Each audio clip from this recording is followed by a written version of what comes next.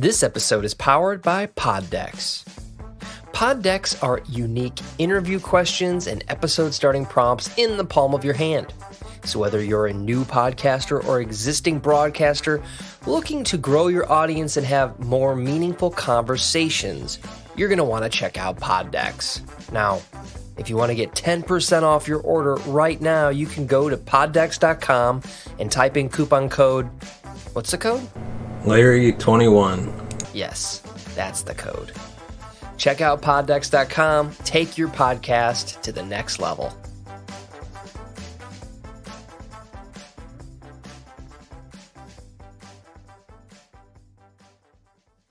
Welcome to the Cinema and Gold Show. I'm your host, Larry Leese. Today we're diving into the latest box office news, movie news, and streaming news from around the industry. Welcome to the Cinema and Gold Show. I'm your host, Larry Leese. Today we're diving into 13 box office bombs that are truly worth watching. But first, we'd like to thank our sponsor, Poddex, for sponsoring this episode. Check them out today at poddex.com and use the promo code Larry21 for 10% off your order. And before we get into the 13 box office bombs, we'd like to announce that we are hosting another giveaway. We are giving away a pair of Raycon earbuds. These earbuds truly sound amazing, and they're so small you can hardly tell they're in your ear. I've been using them since the day I bought them. In order to win, you have to collect several game pieces or secret words we announce during each episode on Wednesdays, and it will be for the next 5 episodes. And to start off easy, the first secret word is Matrix. And when you collect all 5, just send off an email with all 5 secret words to Larry at cinema-gold.com. The directions and email will be in the description. So let's get on with the show. Good movies aren't all created equal. While some benefit from great trailers and well-crafted marketing campaigns, other films suffer from a lack of promotion. Sometimes a good movie is released at the same time as bigger, much-awaited production that overshadows everything else in theaters. It's never a good idea to schedule a movie's opening against the latest entry in a hot franchise or the biggest star's latest blockbusters. Whatever the reason, many truly great movies bomb at the box office, even if they garner positive reviews, become critical successes. Those movies often end up being rediscovered after arriving on home video or streaming platforms and go on to become very popular with the very same audiences that snubbed them the first time around. These are some of the biggest box office bombs in the last few decades. If you haven't seen them, they're all definitely worth watching. Number 13, the BFG. You'd think a Steven Spielberg movie could never bomb in the box office, yet here we are. Spielberg's 2016 children's movie, The BFG, based on the classic novel of the same name, was meant to be a summer blockbuster, but failed to bring audiences into the theater, where it was overshadowed by Pixar's Finding Dory. While it's certainly not Spielberg's best movie, it's still a charming, whimsical film that's sure to entertain families on movie night. With the help of motion capture, Mark Rylance plays the big friendly giant who kidnapped 10-year-old Sophie from the London orphanage, where she lives after she spots him on his nightly stroll around the city. See, the BFG can't allow the girl to reveal the existence of giants to the rest of the world, so she has to come with him to giant country. The BFG's job is to spread good dreams to children, and Sophie starts helping him. Other giants, meanwhile, go out and eat children during the night. When they find out about Sophie's existence, she's in big trouble. The movie features some amazing animation and a stunning performance from newcomer Ruby Barnhill, which is unsurprising given Spielberg's talent for casting and directing children. Number 12, The Iron Giant. Another tale about a friendly giant makes it on this list. The Iron Giant, directed by Brad Bird in 1999, had a very disappointing performance at the box office, despite being a critical success. Brad Bird went on to direct classic children's movies such as The Incredibles and Ratatouille. The Iron Giant has all the charm and power you'd expect from a director like that. Thankfully, the movie went on to gather a cult following and make quite an impression in pop culture, with its character appearing in recent movies such as Ready Player One, Space Jam, and New Legacy. The story of the Iron Giant is set in 1957 and follows Hogarth, a 9-year-old kid living with a single mother, Annie, in Maine. After an unidentified object crashes in the forest near his home, Hogarth investigates and stumbles onto a 50-foot-tall robot who seems to be made by aliens. The giant, voiced by Vin Diesel years before he melted everyone's hearts as Groot, is well-behaved and peaceful, and a quick friendship blossoms. However, his xenophobic government agent named Kent Mansley is also on the case and devotes himself to destroying the giant. Like all great children's movies, The Iron Giant is a parable with a memorable lesson about acceptance. Hogarth defends the giant, telling his metal friend he can be whatever he chooses to be, even if others are convinced that he is nothing but a weapon. Next up, Treasure Planet. Treasure Planet, which was directed by Ron Clements and John Musker, came on the heels of Disney's Renaissance hits like Beauty and the Beast, Tarzan, and Lilo and Stitch. For Clements and Musker, who helmed The Little Mermaid, Aladdin, and Hercules, the idea for Treasure Planet had been percolating for a long time. It was a risky, out-of-the-box idea, and even though it was nominated for an Oscar, it was a flop at the box office. Treasure Planet is based on the classic novel Treasure Island by Robert Louis Stevenson, and it's essentially a remake of Disney's 1950 adaptation of the book. It follows the adventures of teenager Jim Hawkins, played by Joseph Gordon-Levitt, who dreamt of space pirates when he was a kid. Jim gets a mysterious orb after a pirate crash lands near his family's inn, which turns out to house a map to the fabled Treasure Planet, where a famous space pirate has been hiding his loot. Jim and his friend Dr. Delbert Doppler commission a ship to go and get the treasure, befriending a shifty cyborg cook called John Silver, played by Brian Murray, along the way. Treasure Planet uses a mix of hand-drawn animation and CGI, and the result is stunning, full of bold steampunk aesthetics and characters like swashbuckling aliens and robots that sail on 18th century style ships that shoot laser beams. It's a feast for the eyes with lots of humor and charm.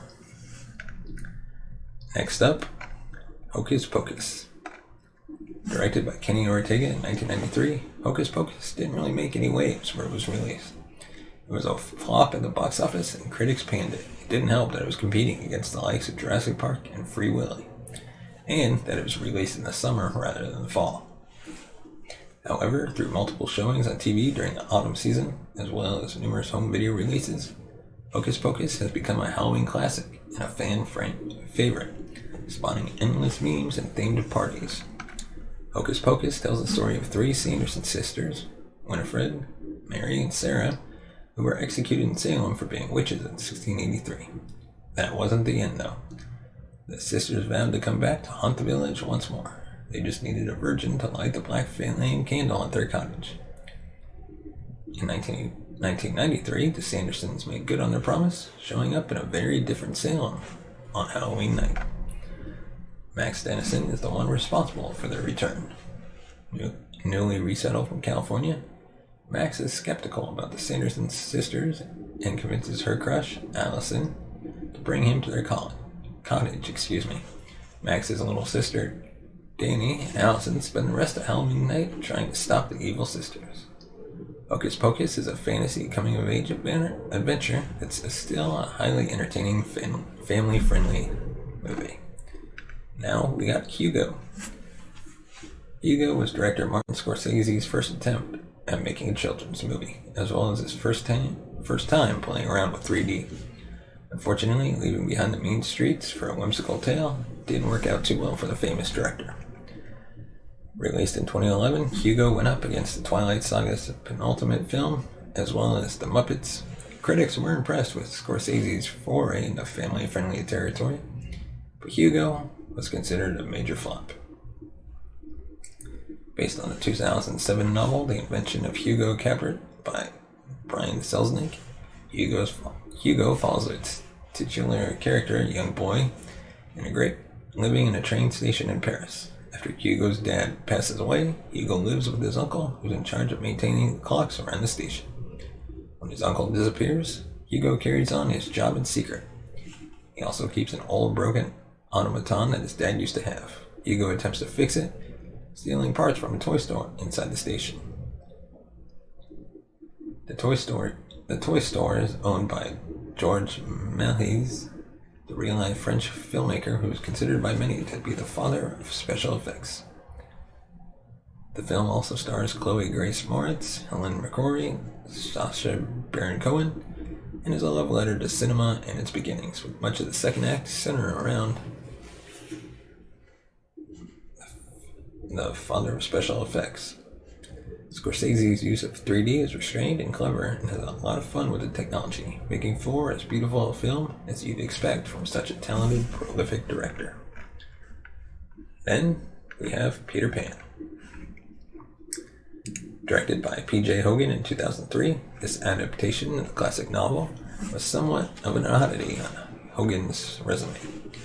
He previously directed the comedies Muriel's Wedding and My Best Friend's Wedding.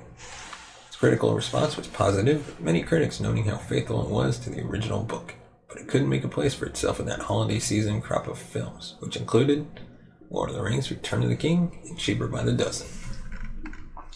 This version of Peter Pan doesn't shy away from the complicated feelings that come with getting older, which is maybe why it made fans of the novel so happy. Like Captain Hook says, growing up is a nasty business. Australian Jeremy Sumpter takes on the title role, while newcomer Rachel Hurd Wood turns in a stunning performance as Wendy. The sexual tension between the two is sweet and natural, even if it's masked by the roles as the Lost Boys' surrogate mother and father. Scenes in which they recreate their fairies dancing or share their first kiss are full of melancholy and wonder. Jason Isaacs plays the dual role of Mr. Darling and Captain Hook, and French actress Ludivine Sagnier takes on the part of the cute but annoying fairy Tinkerbell. The movie is not all sensuality and sentimentality either. It features great sword fights and dramatic cinematography. Then we have Kiss Kiss Bang Bang. If Die Hard is a Christmas movie, then crime comedy Kiss Kiss Bang Bang should be one too. The directorial debut of screenwriter Shane Black, the film stars Robert Downey Jr. as Harry Lockhart, a New York City burglar who stumbles into an audition as he flees the scene of a failed heist. His remorse is mistaken for method acting by the casting director, and he's sent to Los Angeles to be tutored by real-life detective Gary Perry, played by Val Kilmer. There, Harry runs into his childhood crush, Harmony, at a party and lies to her about being a private detective. A series of unfortunate and sometimes wacky events unfold from there. Shane Black is known for writing funny, smart-ass films like Lethal Weapon and The Long Kiss Goodnight. Kiss Kiss Bang Bang is no exception. It didn't perform well in theaters, barely managing to make back its budget. It was a major flop, though. In any case, the film marked Downey Jr.'s return to Hollywood and led to his casting in his most well-known role, Iron Man, and features great performances by both him and Kilmer. And now, Blade Runner. Directed by Ridley Scott in 1982, Blade Runner is a neo-noir cyberpunk movie that, much like Scott's Alien, redefined the sci-fi genre. Blade Runner is based on Philip K. Dick's 1968 novel, Do Androids Dream of Electric Sheep, and is set in Los Angeles, where a corporation called Tyrell is making bioengineered robots called replicants to work as slave labor. Cops known as Blade Runners hunt down and retire runaway replicants. One such cop is Rick Deckard, played by Harrison Ford, who is looking for a group of replicants led by Roy Batty. Blade Runner also stars Sean Young as a beautiful replicant named Rachel, who's Deckard's love interest. The film's box office performance was affected by other major fantasy and science fiction movies coming out around the same time. Competing titles include Star Trek II, The Wrath of Khan, Conan the Barbarian, and E.T. the Extraterrestrial. It also happened to be a polarizing movie for critics. While some loved it, others were critical. Nevertheless, Blade Runner gathered an impressive cult following and is now considered a masterpiece of science fiction.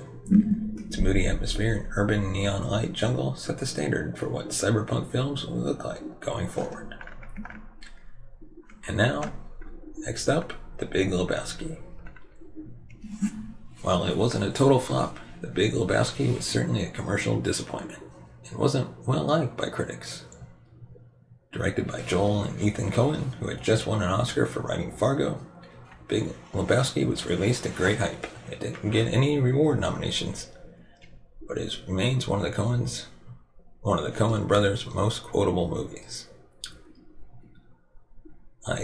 That's just your opinion, man. In a classic plot of mistaken identity, Jeffrey the Dude Lebowski is attacked by debt collectors who are looking for millionaire Jeffrey the Big Lebowski's wife. When the dude refuses to cooperate, the thugs pee on his favorite rug.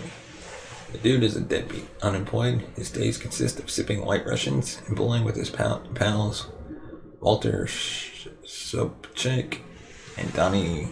I'm not even going to try to say his last name. Played by John Goodman and Steve Buscemi.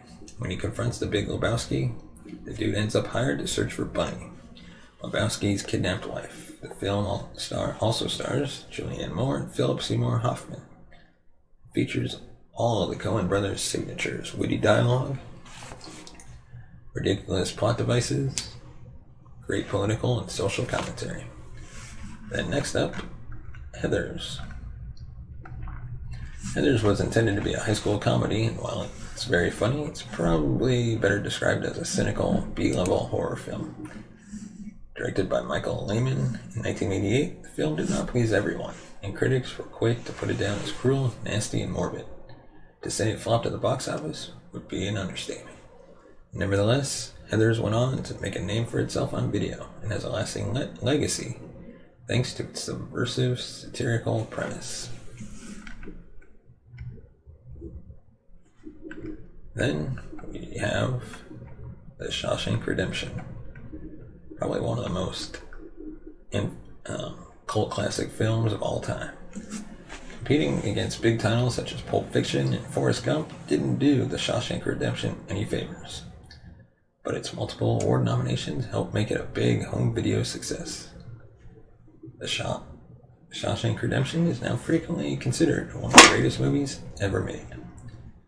Directed by Frank Darabont, The Shawshank Redemption is a prison drama adapted from Stephen King's 1982 novella Rita Hayworth and Shawshank Redemption. Set in 1947 at Maine's Shawshank State Prison, the film follows banker Andy Dufresne, who's wrongfully imprisoned for the murder of his wife and her lover. He befriends fellow lifer Red, who is the prison's fixer and smuggler, and makes a name for himself by helping the guards with their taxes and other financial matters. Both Tim Robbins and Morgan Freeman deliver strong performances. The film is less about prison and its hardships than it is about friendships, humanity, and hope. And at number 2, we have Matilda. Another Roald Dahl adaptation. Matilda had a rough time at the box office. That may be because it came out just after Independence Day. Directed by Danny DeVito and released in 1996, Matilda is a delightful movie that can be a bit too dark for young viewers, but it's perfect for older kids and their parents. Matilda doesn't take itself too seriously and goes to great lengths to feature ridiculous villains, slapstick adjacent action, and moral lessons that never feel too sentimental. Matilda follows its hero, a smart 6-year-old girl played by the brilliant Mara Wilson, who is badly neglected by her capitalist family. Her dad, Harry Wormwood, played by Danny DeVito, is a crooked car salesman. Her mom is a narcissistic bingo addict. Her older brother, Michael, is a bully. Things change when Matilda discovers that she has telekinetic powers that match her frustration, as well as she heads to school at Cruncham Hall, which is run by tyrannical Agatha Trunchbull. Matilda is a wonderful, funny movie that honors its source material. This really does feel like Dahl's work brought to life. And finally, we have at number 1, Scott Pilgrim vs. the World. It's hard to imagine that cult movie Scott Pilgrim vs. the World was a commercial failure, especially since comic book movies are all the rage now. Based on Brian Lee O'Malley's series of graphic novels and directed by Edgar Wright, Scott Pilgrim vs. the World came out in 2010, failed to generate enough enthusiasm to make it a hit. Nevertheless, it was a critical success, gathering numerous award nominations and becoming what is now considered a classic movie with a cult following. Michael Cera stars as the eponymous Scott Pilgrim, an awkward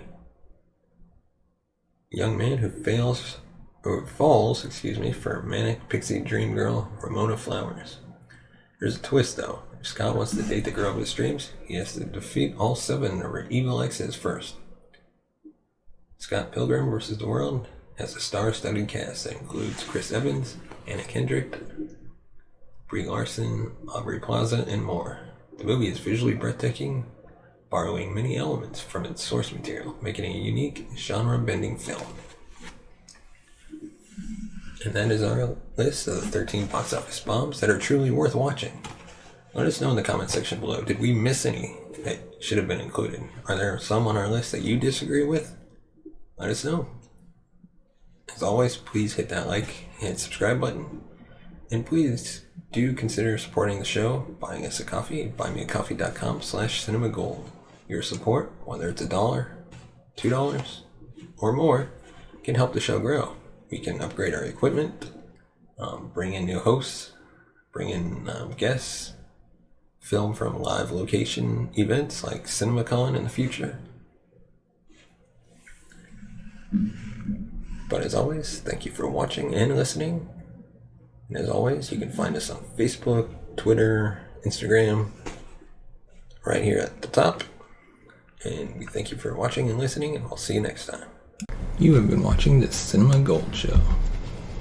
Follow us on Twitter at Cinema Gold Show. Find us on Instagram at The Cinema Gold Show. And on Facebook, facebook.com/The Cinema Gold Show.